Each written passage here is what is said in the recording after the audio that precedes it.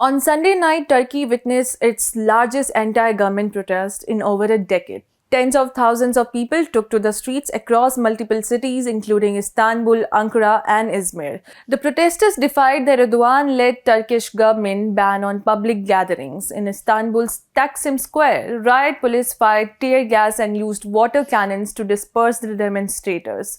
Protesters chanted slogans demanding justice, with many holding banners and chanting that their rights have been taken away.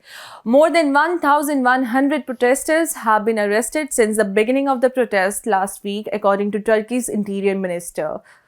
The protests in Turkey, which have been gaining momentum over the past 5 days, are against the arrest of Ekrem İmamoğlu.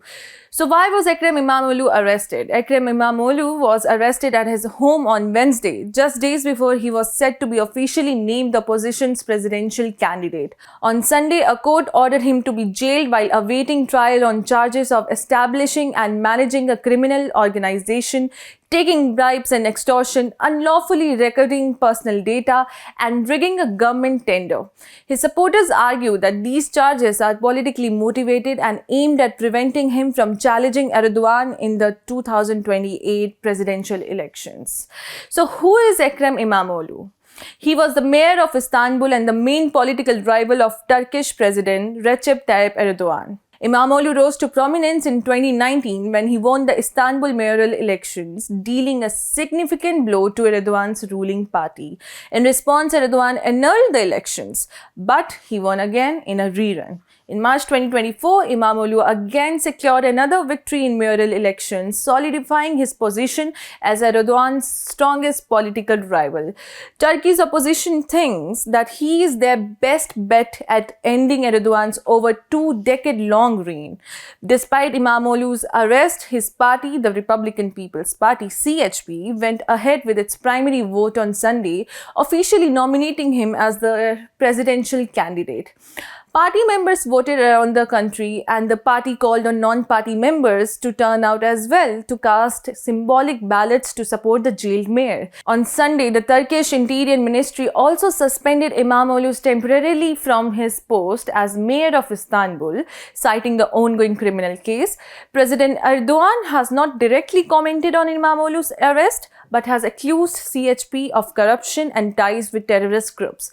And the Ministry of Justice has defended the arrest, calling it a necessary legal action. The Interior Minister has also said that people have been abusing the right to protest and has issued a warning that terrorizing the streets won't be tolerated. İmamoğlu wrote in his X post on Sunday from the Silivri prison that, and I quote, that 15 million of our citizens cast their votes, millions suffering from their oppression of the government, the devastated economy, incompetence and lawlessness, rushed to the ballot boxes. They told Erdogan, enough is enough.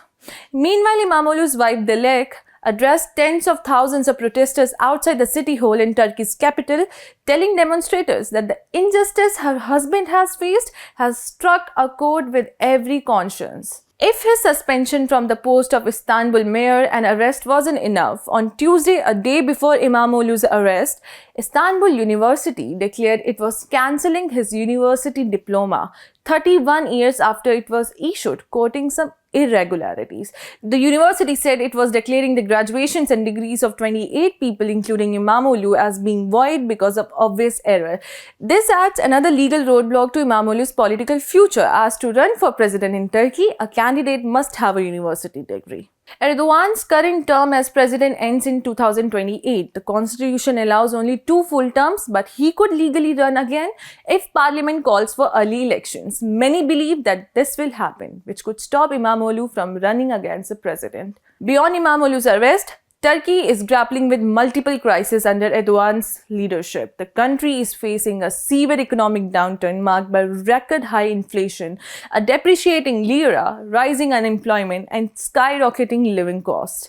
Corruption, human rights violations, and a crackdown on free speech have also fueled public outrage.